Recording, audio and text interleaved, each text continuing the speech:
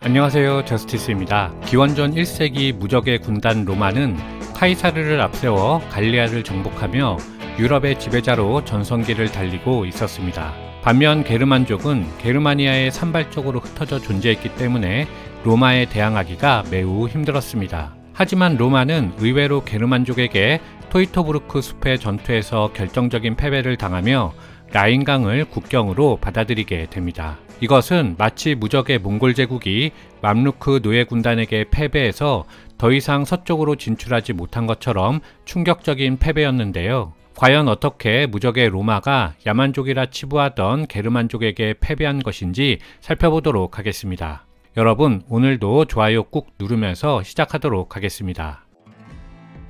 기원전 1세기 중반은 카이사르가 갈리아를 정복하고 라인강을 갈리아와 게르마니아를 가르는 경계선으로 확정한 시기입니다. 당시 로마는 북해는 잘 알고 있었지만 북해 동쪽으로 뻗은 해안선은 잘 알지 못했기 때문에 막연히 게르마니아는 거친 야만인들이 우글거리는 땅이라고만 생각했습니다. 카이사르가 브루투스 너마저를 시전하며 살해당한 후 양자 아우구스투스가 황제에 즉위하였는데 아우구스투스는 아버지와 다르게 게르마니아를 정복해 국경선을 엘베강이나 가능하면 비스와강까지 확장하기로 결심했습니다. 그렇게 되면 라인강에서 벌어지는 끝없는 분쟁을 없앨 수 있다고 생각했기 때문이었습니다. 하지만 그 생각이 그에게 뼈아픈 패배를 안겨준 근본 원인이 되었습니다. 국경을 넓히겠다는 아우구스투스의 생각은 최초에는 의붓아들 드루수스에 의해 추진되었습니다. 로마 함대는 북해 연안과 커다란 강들을 따라 내륙으로 들어갔고 엘베강까지 진출하며 게르만 부족들을 어느 정도 굴복시키는 데 성공하였습니다. 하지만 불행하게도 드루수스가 돌아오는 길에 낙마사고로 사망함에 따라 그의 형 티베리우스가 드루수스의 시체와 군대를 이끌고 라인강으로 돌아왔습니다. 티베리우스는 8년 후 다시 게르만 전쟁을 시작했는데 로마인의 침략을 경험한 게르만족은 무조건적인 반항보다는 때로는 로마인과 동맹을 맺고 때로는 대항하는 이중적인 태도를 보이게 됩니다. 특히 아르미니우스가 로마에 복속해서 로마의 장군으로 복무하면서 토이토브루크 숲에서 반란을 꿈꾼 것도 이런 맥락 속에서 이해할 수 있겠습니다. 토이토브루크 숲은 타키투스에 져서 게르마니아에 등장하는 전설적인 장소이기 때문에 전투가 펼쳐진 곳이 어디인지를 두고 논란이 많이 있어 왔습니다. 수백 년간 이어진 논쟁에서 토이토브루크 숲은 발음이 비슷한 뒤스부르크라는 의견, 아우구스부르크라는 의견 등 다양한 주장이 있었는데 20세기 후반 역사학자들의 연구 결과를 통해 현재는 토이토브루크 숲이 니더작센주 오스나부르크 부근의 칼크리제 산이라는 것이 다수설이 되었습니다. 1987년 고고학자이자 군사역사가인 영국군 중령이 오스나부르크 문화재청과 공동 작업 중에 토이토브루크 숲의 전투가 이곳에서 벌어졌음을 보여주는 투척기용 납탄환을 찾았기 때문인데요. 납탄환을 비롯해서 다른 무기들도 같은 장소에서 발견됨에 따라 많은 사람들을 투입해 광범위한 조사를 진행하였고 그 결과 칼크리제가 토이토브루크 숲의 전투가 펼쳐진 곳으로 인정받게 되었습니다. 그런데 이곳은 이미 100년 전인 19세기 후반에 농부들이 밭을 갈다가 아우구스투스 시대의 동전을 여러 번 발견했기 때문에 토이토브루크 숲의 전투가 펼쳐진 곳으로 이미 지목되어 온 곳이었습니다. 하지만 전투의 흔적이 발견되지 않아 전투 장소로 확정되지 못하다가 영국군 장교의 발견에 의해 그 문제가 해결되면서 바루스 전투가 펼쳐진 곳으로 인정받은 것이죠.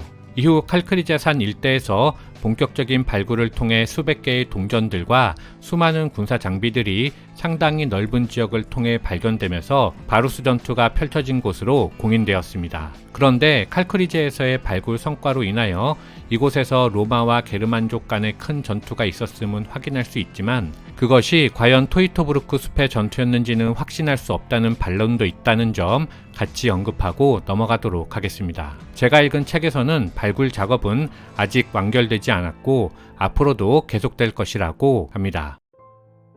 로마의 새로운 지휘관 퀸틸리우스 바루스가 티베리우스의 후계자 자격으로 라인강 유역에 도착했습니다. 그는 시리아 총독 출신으로 딱히 내세울 무공은 없었지만 황제의 조카 손녀와 결혼하며 인맥을 통해 라인강의 통솔권을 획득한 인물이었습니다. 그는 부임하자마자 이곳에서도 로마법을 강요하면서 게르만족을 자신의 수족처럼 부리고 재물을 빼앗으며 오만한 모습을 보였습니다. 아우구스투스의 오판과 더불어 바루스의 이런 무감각한 태도가 전투를 불러오고 로마가 몰락한 주요 원인이었습니다. 반면 게르만족 수장 헤르만은 바루스의 옆에서 이를 묵묵히 지켜보고 있었습니다. 그는 게르만에 속한 케루스키족 왕의 아들로 이미 로마 군대에 입대하여 게르만 용병의 수장으로서 전투에 나서 무공을 쌓은 인물이었습니다. 그는 특히 판노니아인의 봉기를 진압하여 로마 시민권과 기사 자격까지 얻었으며 아르미니우스라는 로마식 이름도 얻을 정도로 로마 제국 내에서 신망이 두터운 젊은 게르만인이었습니다. 그렇다면 이렇게 로마에서 출세길이 열려있던 헤르만이 굳이 왜 반란을 일으킨 것이었을까요? 먼저 보다 낭만적으로 생각해보면 헤르만이 자신의 민족을 로마의 속박에서 해방시키기를 원했기 때문이라고 생각해볼 수 있습니다. 하지만 좀 더 그럴듯한 이유는 자신이 로마로부터 승리하면 여러 부족으로 쪼개져 있던 게르만족을 하나로 통합하여 이끌 수 있다는 정치적 셈법이 작용했다고 볼 수 있습니다. 그 밖에도 게르만 용병에 대한 처우 개선이나 친로마적이었던 숙부 세르게테스에 대한 복수 등 개인적인 이유로 반란을 일으켰다는 설명도 있습니다. 분명한 것은 로마 역사가들도 게르만인 아르미니우스를 로마인 바루스보다 더 훌륭하다고 평가하고 있다는 것인데요. 이것은 로마인들은 바루스의 패배를 결코 용서할 수 없었기 때문이라고 생각해 볼 수 있겠습니다. 게르마니아로 파견된 바루스의 세계 군단은 여름에는 베저강 유역의 민덴에서, 겨울에는 리페강 유역의 할터름 부근에서 주둔했습니다. 기원 후 9년 가을, 여름에서 겨울 수경지로 이동하던 중 게르만족 일부의 반란 소식을 듣게 된 바루스는 이를 진압하고 수경지로 이동하기로 결정하였습니다. 따라서 바루스는 진압을 위해 17, 18, 19 군단 2만여 명을 이끌고 민덴을 출발하여 진군했습니다. 물론 이것은 바루스를 끌어들이기 위한 헤르만의 거짓 반란이었고, 계략에 빠진 바루스가 게르마니아에 익숙치 않은 지형에서 길안내를 받은 인물도 다름 아닌 착실한 로마 시민 헤르만이었습니다. 그렇게 2만여 명에 이르는 로마 군대가 이곳이 자신들의 무덤이 되리라고는 생각지 못한 채 헤르만에 이끌려 좁디 좁은 토이토브루크 숲으로 안내되었습니다. 헤르만은 조망이 가능한 넓은 지형에서 싸우는 로마의 전투 방식을 잘 알고 있었기 때문에 좁은 길로 유도하여 게르만식 기습으로 바루스를 꺾으려 한 것이었죠. 다음날 헤르만과 그의 부대가 사라졌고 로마의 정찰 부대가 살해당했다는 보고가 들어오자 바루스는 문제의 심각성을 깨달았습니다. 하지만 바로 이때 숲의 정적을 깬 풀피리 소리와 함께 화살이 물결치듯 날아왔습니다. 로마 군대는 당황했지만 방패를 세우고 특유의 밀집 대형을 유지하며 적의 공격을 막아보려 했습니다. 하지만 숲이라는 좁은 공간은 로마군의 전투력을 발휘하기에 좋은 공간이 아니었습니다. 로마군은 어쩔 수 없이 수많은 희생을 감수하며 진군하기로 결정했습니다. 간신히 협곡에 이르렀지만 헤르만이 이미 협곡에 큰 나무들을 베어놓았기 때문에 로마군은 새롭게 길을 뚫어야만 했습니다. 어렵게 길을 내었지만 그 길마저 무척 협소했기 때문에 로마군은 전차를 버리기로 결정하였고, 병사들이 전차 안에 두었던 귀중품을 챙기면서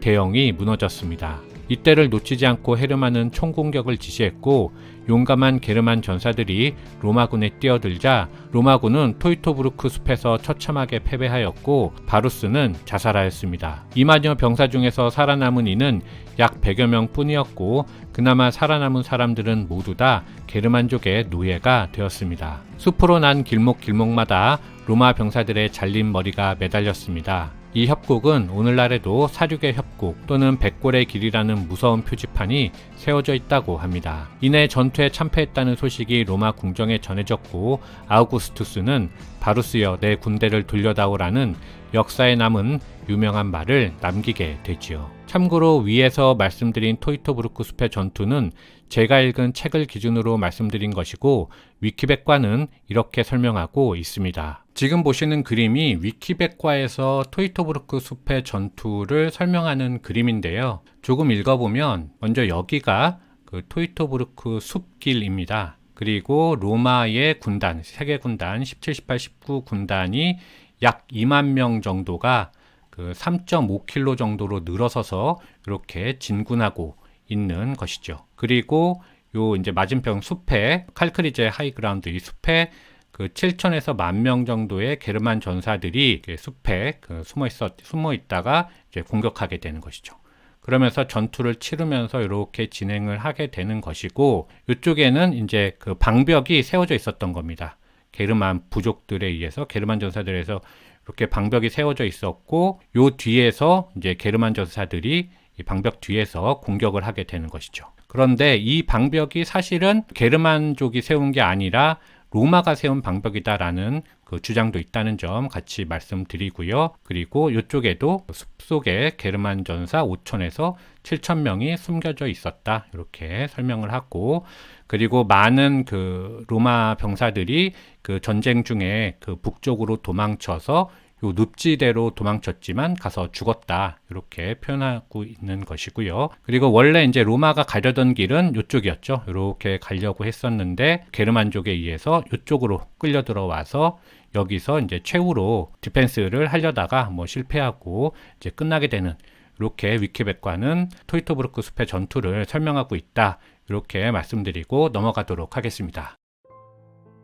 바루스 전투라 불리는 토이토브루크 숲의 전투는 중무장하고 전략적으로 훈련받은 직업군대가 열등한 전력을 가진 부대에게 섬멸당한 전투였습니다. 전투력에서는 뒤졌지만 지형을 잘 이용했던 게르만족 전략의 승리였지요. 게다가 지휘관을 비롯한 로마인들이 게르만족을 과소평가했던 것도 중요한 패배 원인이 되었습니다. 특히 헤르만의 숙부 세르게테스가 전투가 펼쳐지기 전 곳곳에 함정임을 눈치채고 바루스에게 계속해서 진언했지만 그의 충심은 받아들여지지 않았습니다. 로마는 제국의 질서가 무한히 팽창할 수 있을 것이라 생각했지만 게르만족에게 무너지면서 라인강을 국경선으로 받아들이게 되었습니다. 하지만 라인강 상류와 도나우강 상류 사이의 삼각지형은 이탈리아와 가까운 전략적 요충지였기 때문에 몇 년 후 게르마니쿠스가 거둔 군사적 성공에도 불구하고 엘베강이 아닌 라인강을 국경으로 결정한 것은 전략적으로 볼 때 옳은 결정은 아니었습니다. 독일이 통일된 1875년 독일 제국 황제 빌헬름 1세는 데트몰트에 거대한 헤르만 동상을 세웠습니다. 독일의 진정한 개국은 자신이 오스트리아를 무찌른 것도 프랑스 왕을 생포한 것도 그 어떤 현대적인 전쟁도 아닌 1800년 전에 일어난 바루스 전투라는 생각을 표현한 것인데요. 빌헬름 1세의 생각을 유추해보면 우리가 비록 영국이나 프랑스에 비해 통일이 늦었고 그런 이유로 비록 지금은 여러 면에서 뒤처져 있지만 1800년 전 우리의 선조가 자신들보다 앞서 있었던 로마 제국을 무참히 깨뜨렸던 것처럼 우리도 빨리 영국을 따라잡고 세계를 제패하자, 이런 생각이 아니었을까요? 실제로 게르만족은 바루스 전투에서 승리했기 때문에 그리스나 카르타고, 이집트, 갈리아와는 달리 로마에 동화되지 않고 남을 수 있었다고 볼 수 있습니다. 그리고 한 발 더 나아가면 시간이 가면서 점차 역사에서 로마를 제치고 두각을 나타낼 수 있었던 것도 바루스 전투의 승리가 발판이 되었기 때문이었죠. 그런 의미에서 빌헬름 1세가 바루스 전투를 진정한 독일 민족의 개국 전쟁이라고 생각한 것이 아니었을까요? 이상 마치겠습니다. 감사합니다.